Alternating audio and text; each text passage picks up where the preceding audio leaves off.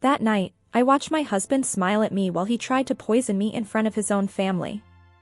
And the worst part? He thought I would never notice. For months, I thought I was getting sick. Weak. Forgetful. Exhausted.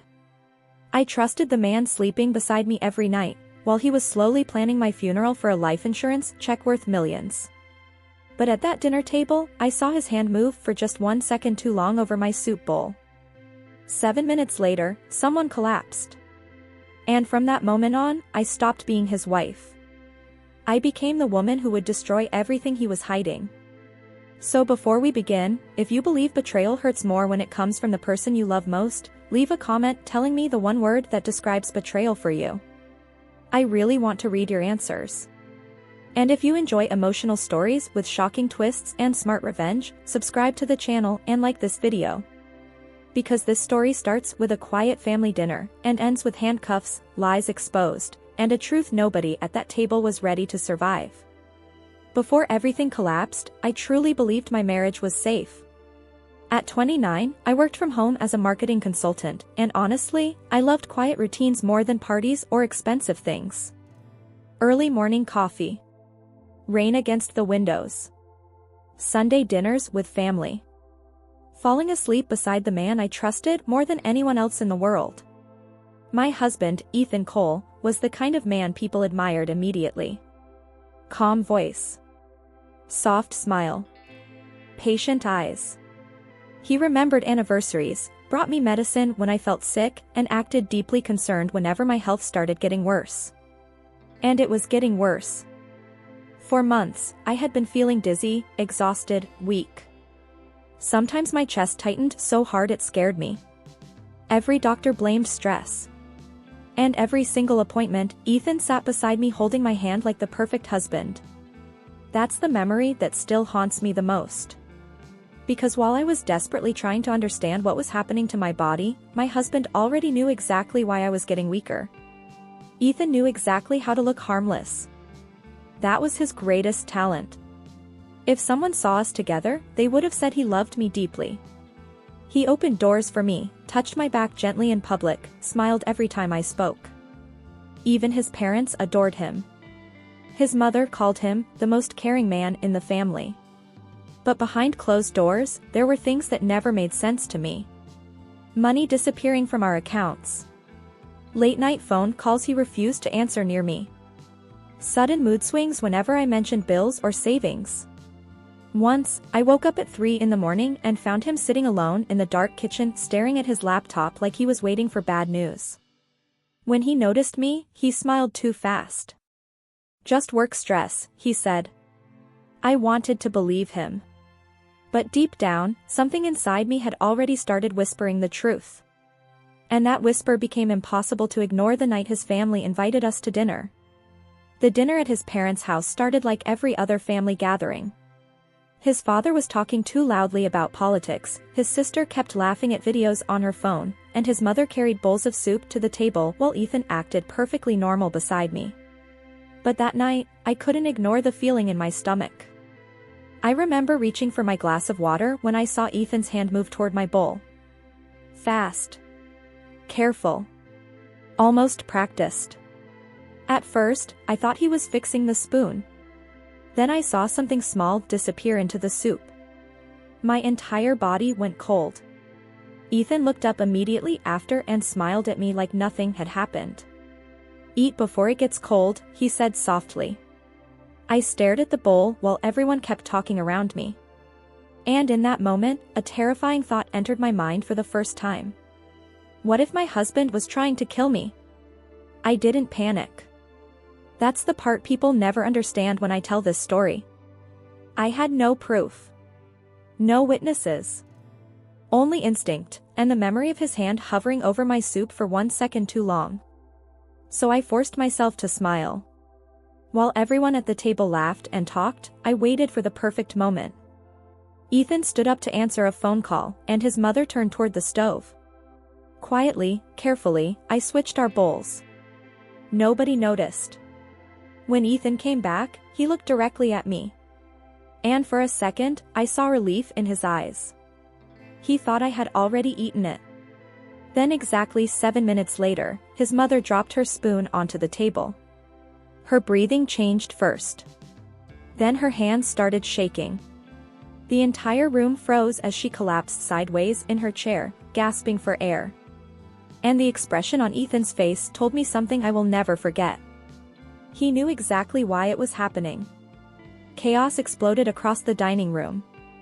My father-in-law called emergency services while Ethan rushed toward his mother, pretending to panic. But I was watching him carefully now. And beneath the fear in his voice, I saw something else. Confusion. He kept looking at the soup bowl. Not at her. At the bowl. His sister was crying. His father was shouting instructions nobody could follow. And in the middle of all that noise, Ethan suddenly grabbed my arm hard enough to hurt.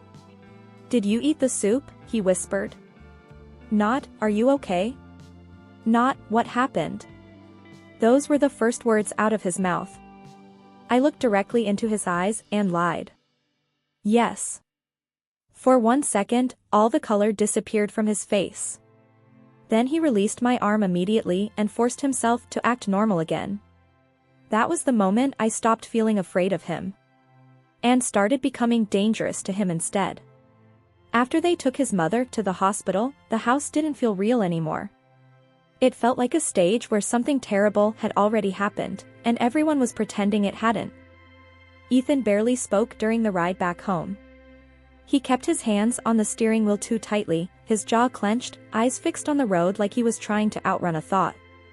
I didn't ask questions. I didn't cry. I didn't react. That silence unsettled him more than panic ever could. When we got home, he went straight to the bathroom and locked the door. I stood in the hallway listening to water run for a long time. And for the first time, I understood something clearly. Whatever was in that soup was not an accident. And whatever Ethan believed had happened tonight, he was not going to tell me the truth about it willingly. That night, I didn't sleep. I sat on the edge of the bed, listening to Ethan breathe beside me like nothing had changed. But everything had changed. My body still felt weak, but my mind was sharper than it had ever been. I wasn't going to confront him. Not yet. Because I had nothing that could prove what I felt. Instead, I made a decision that felt colder than fear. I would observe him. Every movement. Every habit. Every lie hiding in plain sight. At 3:12 a.m., his phone lit up briefly on the nightstand. He turned slightly in his sleep, protecting it even unconsciously. That detail stayed with me. People don't guard things they have nothing to hide. I stared at him for a long time in the dark, realizing something terrifying. If I accused him now, I would lose. So I stayed quiet and started planning instead. The next morning, Ethan acted like nothing had happened. He made breakfast. Kissed my forehead. Asked if I felt better. His voice was soft, almost tender, as if last night had been just a normal family emergency. And that's when I understood something even more dangerous than fear. He believed he had one. His mother was in the hospital, unconscious but alive. The house was quiet again. And Ethan moved through it like a man trying to restore control. But I was watching differently now. Every time he touched his phone, I noted it. Every time he left a room, I listened for what he might be hiding. At one point, he paused behind me and placed his hands on my shoulders. "You scared me last night," he said gently. I smiled without turning around. So did I. And in that moment, I realized he still didn't know that I was no longer the woman he married. I started noticing things I had ignored for too long. Ethan never left his phone unattended. He always turned the screen away when I entered a room. And every time I mentioned my health, he quickly changed the subject, as if my symptoms were just an inconvenience. But the most disturbing pattern wasn't what he said. It was what he controlled. My meals. My schedule. Even my medication bottles, which he often helped organize for me. One night, I pretended to be asleep and watched him go into the kitchen. He moved quietly, almost ritual-like, opening cabinets, checking labels, taking something small from the medicine drawer and slipping it into his pocket. My heart didn't race. It slowed. Because fear was no longer useful. Only information mattered now. And I began to understand I wasn't just being watched. I was being managed. The next morning, I did something Ethan would never expect. I stopped taking the medication he gave me. Instead, I began secretly keeping every pill he handed me inside a small container I hid in my work bag. I smiled when he watched, pretended to swallow like before, and acted slightly weaker each day so he wouldn't suspect a thing. But I wasn't just pretending. I was collecting evidence. I photographed every prescription bottle he touched. I wrote down the times he helped me.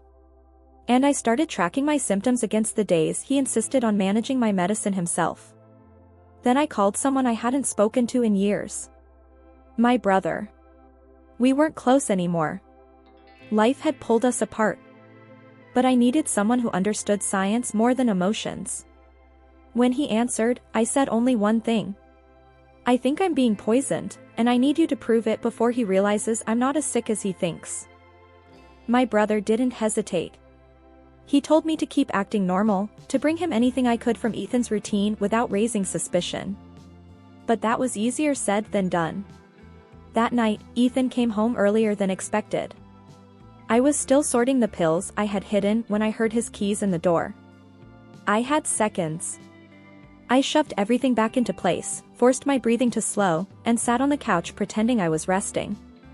When he walked in, his eyes immediately searched my face. "Are you feeling worse?" he asked gently. Too gently. I nodded. He stepped closer, and for a split second, I thought he might check something in my bag. Instead, he kissed my forehead like always. But as he walked away, I saw him pause near the kitchen drawer. The same drawer I had taken from. And I realized with a chill. He was starting to suspect something had changed. After that night, I understood I couldn't afford a single mistake. So I did something I never thought I would do. I let Ethan believe I was getting worse. I slowed my movements. Spoke less. Let him help me with everything again. Every time he checked on me, I acted grateful, dependent, almost fragile. And inside, I hated how convincing I had to become. My brother called the next day. He said he had a contact in a lab who could test anything I brought him, but it had to be fast and discreet.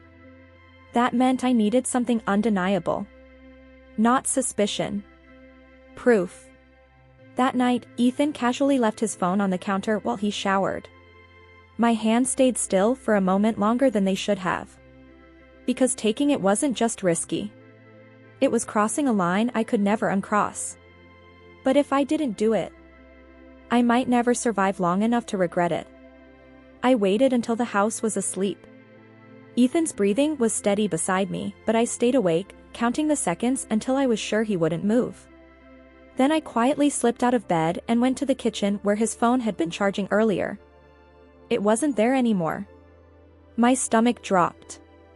Then I saw it, on the counter, face down, like he had moved it and forgotten it on purpose. That realization changed everything. He wasn't careless. He was testing me. Still, I picked it up. My fingers were steady even though my pulse wasn't. Messages. Banking alerts. Notes. One folder marked with a simple label I didn't understand at first. Until I opened it. Insurance. My name. A policy. A payout I never signed for. Behind me, I heard a floorboard creak. And I knew I was no longer the one watching. I turned slowly, holding Ethan's phone in my hand. He was standing in the hallway, already awake, already watching me. No confusion in his face this time. Only acceptance. "So you found it," he said quietly. Behind him, I saw movement, his mother, still recovering, standing at the end of the hall. And his father right behind her. Everyone had heard. I didn't speak. I didn't need to. I showed them the screen. The insurance policy. My name. The payout. And the medical records folder I had just opened showing repeated prescriptions of digitalis over months. Ethan exhaled like something inside him finally stopped pretending. You were never supposed to survive long enough to see that, he admitted. His mother made a sound like she couldn't breathe. Did you poison her? She whispered. He didn't deny it. That was enough. Then everything exploded, shouting, crying, his father grabbing him, and Ethan finally snapping, trying to reach me as chaos filled the hallway. Everything after that happened fast, but I remember it in fragments that never stopped replaying in my mind. Ethan lunged toward me in the hallway, his hands closing around my throat before anyone could react. It wasn't hesitation anymore. It was panic. The mask was gone completely. But his mother, still weak from the hospital, slammed a heavy lamp into his arm. His grip broke for a second. I used to stumble back, gasping, while his father finally pulled him down to the floor. That was when I saw him clearly. Not the husband I thought I had. Not the calm voice, not the careful smile. Just a man cornered by everything he had built collapsing at once. The police arrived minutes later, called during the chaos by his sister who had frozen in shock, but managed to dial emergency services. Ethan was arrested in the hallway of his childhood home, still shouting that I had changed everything, still insisting I was supposed to die quietly. Inside the investigation, everything unraveled with brutal clarity. The soup that night tested positive for digitalis, a heart medication. Not a trace amount. A lethal dose designed to cause cardiac failure while looking like natural collapse. My brother's lab analysis confirmed something worse. My body had been exposed to smaller doses for months. Enough to weaken me, distort symptoms, and make me easier to control without raising immediate suspicion.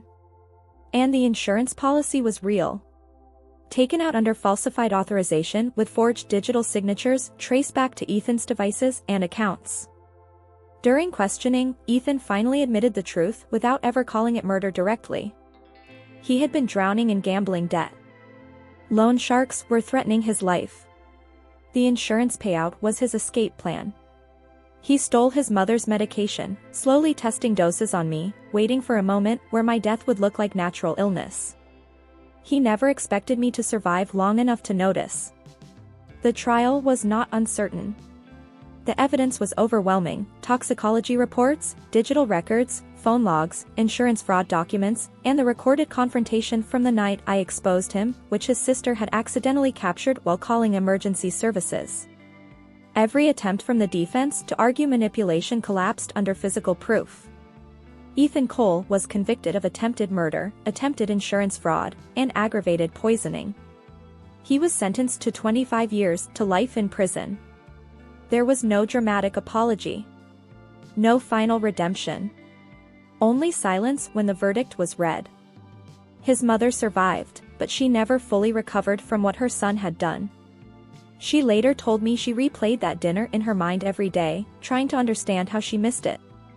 I didn't have an answer for her, because I had been asking myself the same question. His father stopped speaking for months. His sister moved out of state, unable to stay in a house that had become a crime scene in memory more than in reality. And me.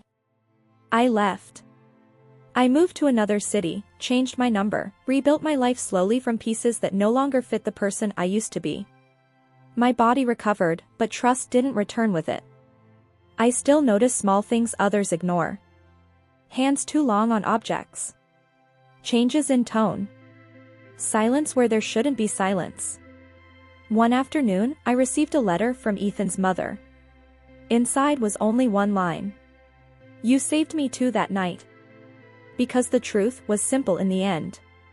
If I hadn't switched those bowls, I would have died quietly at that table, and so would she, eventually, under the same hands that were supposed to protect us. I keep that letter in a drawer I rarely open. Not as forgiveness, but as proof that survival sometimes comes from the moment you decide not to be invisible anymore. And even now, I still ask myself one question I can't fully answer. If I had noticed just a little later, would anyone have believed I was being poisoned at all? If this story stayed with you, take a second to like the video so more people can find it. Subscribe if you want more emotional, suspense-driven stories like this one, where nothing is ever as safe as it seems. And in the comments, tell me this: at what moment did you realize the truth about him? I read every response, and your perspective might be part of the next story.